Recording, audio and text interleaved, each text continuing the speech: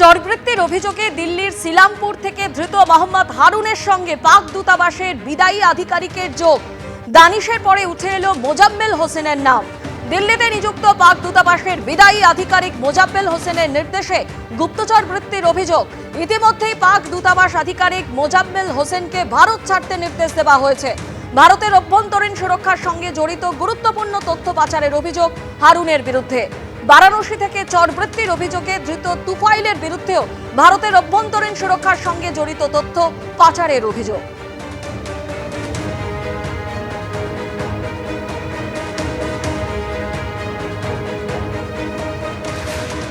ভারতের অভ্যন্তরীণ সুরক্ষার সঙ্গে জড়িত গুরুত্বপূর্ণ তথ্য পাচারের অভিযোগ হারুনের বিরুদ্ধে।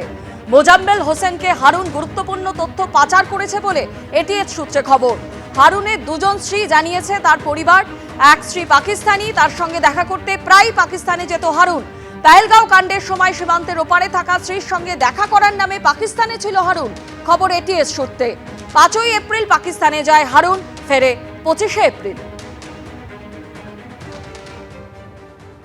ऐसा कुछ नहीं है, उन्होंने शादी कर ली थी तो वो शादी के सिलसिले में उसके पास जाते थे, बाकी कुछ नहीं है। वीजा बाकायदा वीजा लगवाने जाते थे, वीजा मिला है उनको, वहाँ से भी बाकायदा उनकी इंक्वायरी से ही आते थे। ऐसा उन्होंने कभी भी गलत काम नहीं किया, ना हमें उनसे ऐसा लगा कि वो गलत है। घर पे ही रहते थे मेरे साथ, सब कुछ सही था, वो मुझसे कुछ नहीं कहते थे। बेकसूर है, बहुत अच्छे है मेरे से।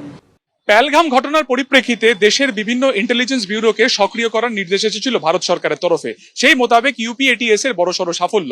দিল্লি থেকে মোহাম্মদ হারুন এবং বারাণসী থেকে মোহাম্মদ তোফেলকে গ্রেফতার করেছে তদন্তকারীরা এবং তাদেরকে জিজ্ঞাসাবাদ করে জানা গেছে যে তাদের সাথে পাক হাই কমিশনের সাথে যুক্ত থাকা মোজাম্মেল হোসেন, তার সাথে কিন্তু সরাসরি যোগসূত্র ছিল।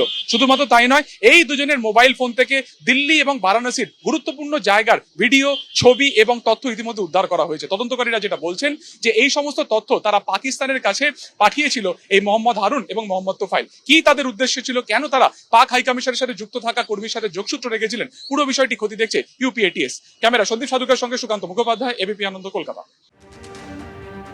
কেন পাকিস্তানকে এক সারিতে রাখছে ভারত? পাকিস্তানকে দোষী সাব্যস্ত করতে কেন একটিও দেশ ভারতের পাশে নেই? ভারত ও পাকিস্তানের মধ্যে মধ্যস্থতা করতে ট্রাম্পকে কে বলেছিল? ভারতের বিদেশ নীতি ভেঙে পড়েছে।